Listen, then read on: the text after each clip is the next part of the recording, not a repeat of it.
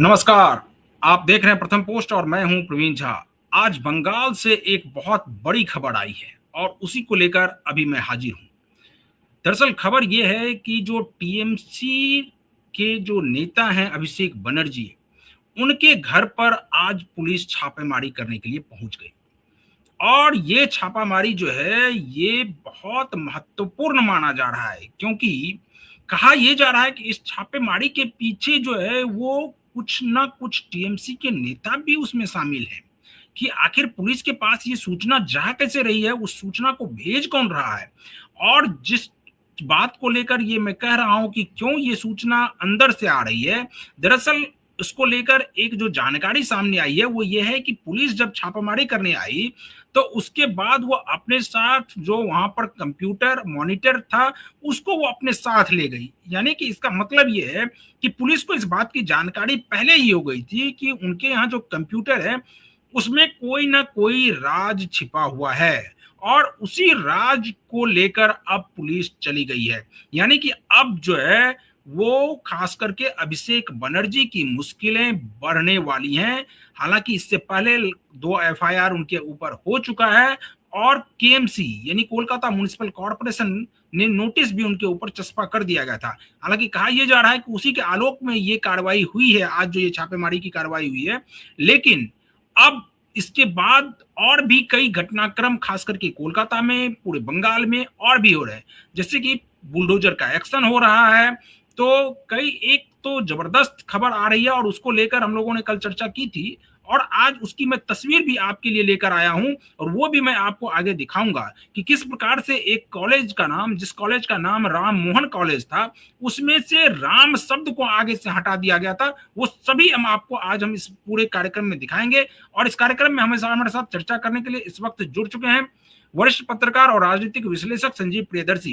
संजीव जी, आपसे हम जानना चाहेंगे कि ये जो आज की कार्रवाई हुई है अभिषेक बनर्जी के ऊपर, इसको आप किस रूप में देखते हैं? नमस्कार प्रवीण जी, आपके दर्शकों को भी मेरा नमस्कार। देखिए, कहा एक फिल्मी डायलॉग है बहुत पॉपुलर, ये तो होना ही था। ये तो होना ही था। सत्ता चली गई, सिंहासन चला गया, रोब चला गया, पुलिस की ताकत चली गई, पार्टी बिखरने की स्थिति में है। पार्टी के सारे गुंडे अधिकतर जेल में जा रहे हैं, पार्टी के कैंडिडेट्स मैदान छोड़ के भाग रहे हैं। और बीजेपी और टीएमसी का फर्क जो है वो बस इतना ही बता दूं कि 4 तारीख को वो था 5% का, और 24 तारीख को वो फर्क था, मतलब 2-4-5% वोट मिले टीएमसी को और 71% से ज्यादा वोट मिला बीजेपी को। अभी जो इलेक्शन हुआ है, यानी वो फर्क बहुत ज्यादा हो गया। वो फर्क जो 5% का था, फर्क वो 20 दिन में बढ़कर वो 60%, 65% से ज्यादा। तो अब ये सोचिए कि टीएमसी जा का नहीं। दूसरी बात, आखिर जनता में क्या आक्रोश था? एक होता है कि पार्टी हारती है, हार जीत लगी रहती, लेकिन बंगाल की राजनीति में अगर एक बार कोई पार्टी हारी है तो फिर वो लौट के नहीं आई। और देखिए, ट्रांसफॉर्मेशन इन पर तो बहुत सारी कार्रवाई होनी बाकी है, क्योंकि मुझे लगता है ये जब जांच होगी तो ये भारत का सबसे बड़ा घोटाला निकलेगा। जब जांच होगी पूरे उनके लैंडस्केप में, यानी वो बालू चोरी, गाय चोरी, तोलाबाजी, फर्जी टोल टैक्स, तो वो हजारों करोड़ में जाएगा वो मामला। और वो आईपैक का जो फाइल लेके भागी है ममता बनर्जी, वो भी सरकारी कार्यों में हस्तक्षेप है, वो उसका मामला सुप्रीम कोर्ट में। और वो जैन एंड टीम जो है आईपैक की, वो सरकारी गवाह भी बनने को तैयार हो गई है। कोई ऐसा नहीं है कि वो सरकारी फाइल हो। आप एक मुख्यमंत्री होने के नाते आप जाते हैं और एक जो प्राइवेट संस्था है जो आपके लिए काम कर रही है, आप उसके दफ्तर में जाकर के, और वहां पर अगर ईडी पहुंचती है तो उससे पहले आप पहुंच करके उस फाइल को लेकर के भाग जाते हैं। अगर सरकारी फाइल हो तो एक बात फिर भी मानने लायक है, लेकिन ये तो सरकारी फाइल है भी नहीं। मैं वो नहीं कह रहा हूं, सरकारी फाइल किसी मुख्यमंत्री की नहीं होती है, सरकार की होती है। सरकार मुख्यमंत्री नहीं होता है। सरकार विधायिका, कार्यपालिका, न्यायपालिका और आम जनता, इसके अलावा जो आपको मीडिया है उससे मिलके गवर्नमेंट बनती। हम्म। तो सरकारी फाइल पर भी मुख्यमंत्री की कोई बपौती नहीं होती। बिल्कुल नहीं।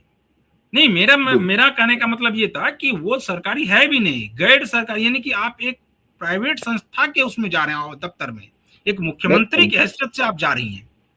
नहीं वो उसमें ये है कि टीएमसी के फाइल हैं उसमें आईपैक के साथ नथी हैं, तो उसमें हम्म। बहुत सारे राज दफन है। उस राज को छुपाने के लिए ममता बनर्जी दौड़ी हैं, और वो हम्म। सुप्रीम कोर्ट में वो मामला चलेगा तो ममता बनर्जी भी फंसेगी। और एक बात हम्म। देखिए, जो कल के नतीजे आए हैं उसके बाद आप देखिए टीएमसी की हताशा देखिए। हम्म। और कल के नतीजे के बाद टीएमसी का झंडा नहीं है बंगाल में। हम्म। और महुआ मोइत्रा की जुबान बंद, सायोनी घोष की जुबान बंद, अभिषेक बिल्कुल। बनर्जी घर में कैद, चुपचाप बैठा हुआ है। कल ममता बनर्जी ने फेसबुक लाइव किया और उन्होंने बोला कि अब इसी पे वो काम करती रहेंगी, फेसबुक पर ही आके वो देंगी बयान, क्योंकि उनको लगता हम्म। है कि अब तो टेलीग्राफ उस तरह से कवर करेगा नहीं, जैसे टेलीग्राफ पूरी दुनिया की समस्या पर लिखता था, कलकत्ता में हम्म। बैठ के आर्टिकल, बड़े बड़े आर्टिकल।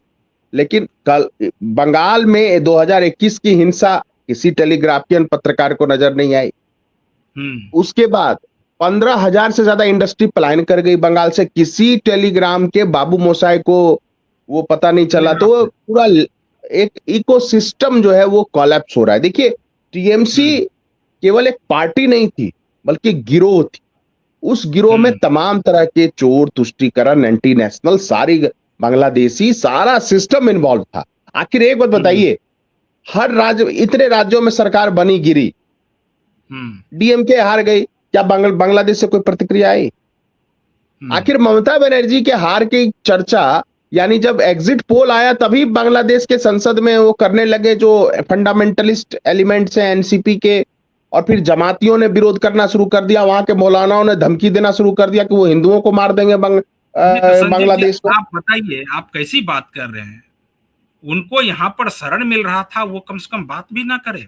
आप ये भी, अब उस हाँ पर भी आप ताला लगा देंगे कि वो, उनको यहाँ पर शरण मिल रहा था, वहां पर से लोग आ रहे थे, यहाँ पर ममता बनर्जी एकदम आगे आगे उनके लिए कालीन बिछाए जा रही थी, और आप कह रहे हैं क्या कि वो बोले भी ना?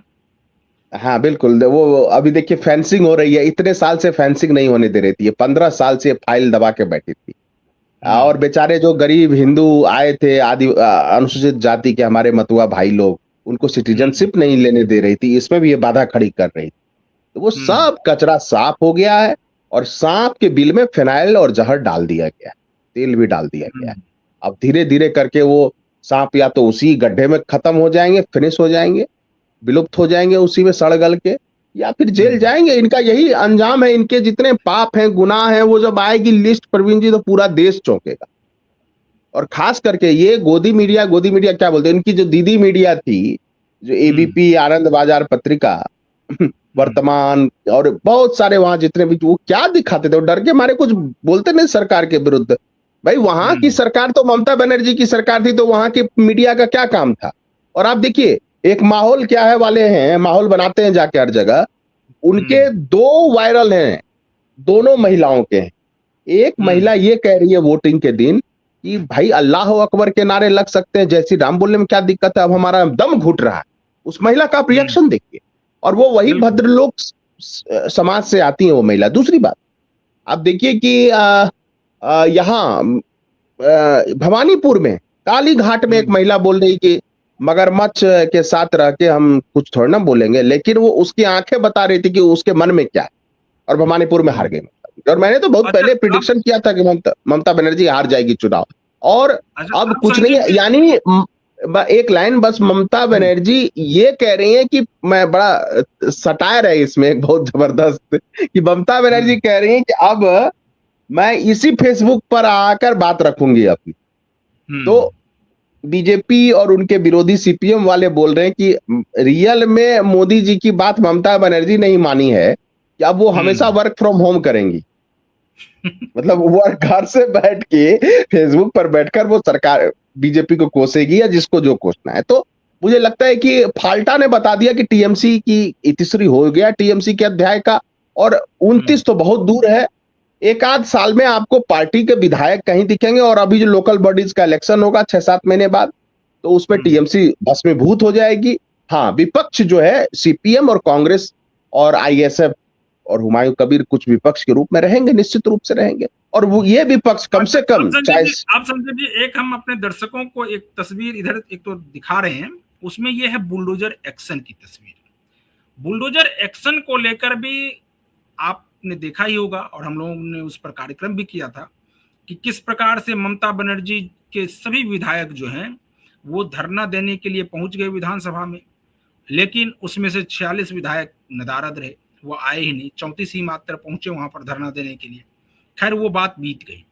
लेकिन अब जो ये बुलडोजर एक्शन की कार्रवाई, एक तरफ उधर देखिए कि अभिषेक बनर्जी के घर पर छापेमारी, इधर बुलडोजर एक्शन की कार्रवाई, ये बंगाल में हर जगह देखने को मिल रही है। आप देखिए आसनसोल की तस्वीरें आ रही हैं, कोलकाता की तस्वीरें आ रही हैं, और भी अन्य जगहों की तस्वीरें आ रही हैं। तो अब क्या शुभेंदु अधिकारी ने एक प्रकार से कफन बांध लिया है कि जो भी अवैध है उस सभी को बुलडोज कर दिया जाएगा? नहीं, देखिए उसमें जो अवैध जो ये सारे बिल्डिंग्स बनाए गए, अपार्टमेंट्स बनाए गए, और ये हजारों की संख्या में बनाए गए, लगभग 3,000 ऐसे अपार्टमेंट्स और घर हैं, मल्टी स्टोरी बिल्डिंग्स हैं जो रेड जोन में चिन्हित किए गए। इसमें यह था कि सरकारी जमीन हो या पट्टे की जमीन हो, उस पे अपार्टमेंट्स खड़ा कर दिया, लाखों में बेच दिया, और उसमें अधिकतर गरीब मुस्लिम मध्यम वर्गीय मुस्लिम परिवार जो संघर्ष करके अपना जीवन यापन कर रहा है, उसकी गाढ़ी कमाई को इन टीएमसी के मुस्लिम नेताओं ने ही नोचा इस अपार्टमेंट के नाम पर। जबकि जो बड़े जो मंत्री हैं, जो फिरहाद हकीम, उनको पॉलिसी पता है, बिल्डिंग बायलॉज पता है, ऐसे रजिस्ट्री नहीं हो सकती है जब तक कि जमीन किसी व्यक्ति की ना होगी, या सरकार पट्टे की जमीन क्यों नहीं, लैंड यूज बदला गया। तो आज जिनके घर टूट रहे हैं उसके लिए शुभेंदु अधिकारी बीजेपी जिम्मेदार नहीं, अग्निमित्रा पॉल जिम्मेदार नहीं, उसके लिए वही फिरहाद हकीम, वही जहांगीर खान, वही शौकत मुल्ला, वही एक नेक्सस जो है, और वही अभिषेक बनर्जी के टीम के लोग जिम्मेदार हैं, जिनको पता था कि सरकारी जमीन कब्जा करके उन्होंने अपार्टमेंट बना दिया। जब तक सत्ता थी पुलिस चुप थी, नगर निगम चुप थी, और अब सत्ता बदल गई तो अब अवैध हो, सारी इमारतें अवैध हो गई। लेकिन जरूर उन बेचारे जो फंसे, जो मुस्लिम परिवार जो फंसे, उनका रोना धोना भी देख के अच्छा नहीं लगता है किसी को भी। लेकिन दुख होता है कि उनकी गाड़ी कमाई के पैसे टीएमसी वालों ने कैसे लूट लिए, और अब इसका ठिकरा वो बीजेपी पर फोड़ना चाह रही है ममता बनर्जी। कल की तोड़ा फोड़ी हो रही है, भाई आप अवैध निर्माण आपने किया, उसको वैध आप कर देती। 15 साल 16 साल आपकी सत्ता थी, आप वैध क्यों नहीं कर पाई? क्योंकि कानून के हिसाब से संभव ही नहीं है। आप सरकारी जमीन किसी व्यक्ति को कैसे दे देंगे? दे ही नहीं सकते। नहीं तो नहीं, ये सारा संकट खुद ही बुलाया हुआ है। दिखा रहे हैं अपने दर्शकों को, आप कानून की बात कर रहे हैं, यहाँ जो कानून है उसी को तोड़ दिया जा रहा है। आप कह रहे हैं कानूनी रूप में उसको लीगलाइज कर देने की बात कह रहे हैं। यहाँ तो आप ये देखिए कि ये जो तस्वीर हम अपने दर्शकों को दिखा रहे हैं, ये एक कॉलेज की तस्वीर है। आप ये कोई कल्पना भी कर सकता है क्या कि अगर किसी कॉलेज का नाम राम मोहन कॉलेज हो तो उसमें से राम हटा दो और सिर्फ मोहन कॉलेज रहने दिया जाए? ये कोई सोच भी सकता है क्या? ये मान लिया जाए, ये तो मुगल काल में भी नहीं हुआ था इस प्रकार से कि नाम कई बदले गए उस दौर में, लेकिन आप देखिए कि ये आधा नाम रहने दिया जाए और आधा नाम ही गायब कर दिया जाए, क्योंकि उसमें राम का नाम है, राम लिखा हुआ है आगे, तो उसको हटा दिया जाए। और इस सब के बावजूद भी जो उनकी जिसकी चर्चा आपने की कि जो दीदी मीडिया है वो नहीं दिखा रही थी, उनको ये रिपोर्ट नहीं दिख रही थी, उनको इंटरनेशनल रिपोर्ट दिख जाती थी लेकिन उनको ये रिपोर्ट नहीं दिखती थी। क्या अब इस प्रकार से जो भी और भी, ये तो एक कॉलेज का नाम अभी आया है सामने जिसमें से राम का नाम हटाया गया था, क्या अब इसी प्रकार से और भी नाम सामने आएंगे और जहां से जो हटाया गया होगा उसको फिर से पुनर्स्थापित किया जाएगा? आपको ऐसा लग रहा है? नहीं, वो तो किया जा रहा है, लेकिन देखिए आप तो देखिए, राम से चिढ़ तो उसको थी ममता बनर्जी को, तो भगवान राम को तो कोई निपटा नहीं सकता। भगवान राम तो साक्षात विष्णु के अवतार है। तो जिसने भी राम का विरोध किया वो सब निपट चुके हैं, लगभग निपट चुके हैं। 2-4 बचे हैं, वो 4-5 साल में निपट जाएंगे। लेकिन मैं दूसरी बात कह रहा हूं, देखिए राम मोहन राय जो बंगाल के पुनर्जागरण के प्रतीक, राजा राम मोहन राय जिनको उपाधि राजा मिली, वो भी मुगलों ने दी थी, लेट मुगलों ने दी थी। अकबर द्वितीय ने दी थी राजा की उपाधि। वो राम मोहन कॉलेज, मुझे लगता है कि वो राजा राम मोहन राय के नाम पर राम मोहन कॉलेज बना। और जो माँ माटी मानुष और बांग्ला अस्मिता की बात करने वाली ममता बनर्जी, उस राम हटा दिया राम मोहन राय के नाम से, कॉलेज के नाम से। सोचिए, तो आप सोच लीजिए कि अगर किसी प्रतिष्ठित बांग्ला के व्यक्ति का नाम अगर राम से शुरू होता तो क्या वो राम नाम भी नहीं बोलती, राम मोहन राय भी नहीं बोलती, वो बोलती मोहन राय। ये स्थिति है कि नफरत इसको कहते हैं, इसको जो जो विपक्ष के नेता राहुल गांधी कहते हैं मोहब्बत की दुकान। ये मोहब्बत की दुकान है या नफरत की दुकान है, ये बताइए।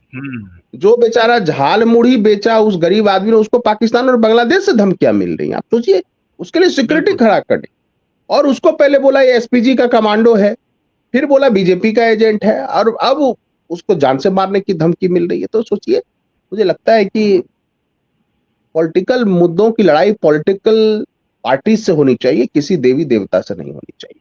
और कोई भारत की सनातन शक्ति की आत्मा है भगवान राम, बाबर नहीं मिटा सका, कोई और नहीं मिटा सका, और ईश्वर से टकरा के कोई जीत नहीं सकता है। आप अपना काम तो कर नहीं पाए जो काम करना था, और भवानीपुर से हार गई। आप सोचिए ना, भवानीपुर से हार गई, अपनी सीट लूज कर गई भाई। ऐसा तो, और ये ऐसा नहीं कि पहली बार हारी, इससे पहले वो नंदीग्राम हार गए, बिल्कुल, बस मार्जिन बढ़ गया। सोचिए, अब ममता बनर्जी क्या करे, किसियाई बिल्ली खंबा नोचे, नोचिए खंबा, और नोचेंगे तो बहुत सारी दरारें निकलेगी। अभी तो काकोली दस्ती मजमूदार जब खोलेंगी राज, वो राज हम बोलना नहीं चाहते, किसी भी महिला का हम बहुत सम्मान करते हैं, बुजुर्ग महिलाएं, लेकिन ऐसा कहा जाता है। और टीएमसी जब बनी हुई थी तभी ममता बनर्जी के साथ बहुत लंबे समय से वो जुड़ी हुई है, और वो बहुत सारे राज जानती हैं। इसको इस तरह से बोलना जो है मर्यादा के खिलाफ है। लेकिन मुझे लगता है कि टीएमसी का द एंड हो चुका है। ठीक है, 4 तारीख को, कल तो टीएमसी का द एंड हो चुका है। अब अगर किसी को लगता है कि टीएमसी जगेगी, तो मुझे लगता है वो खुद नींद में है।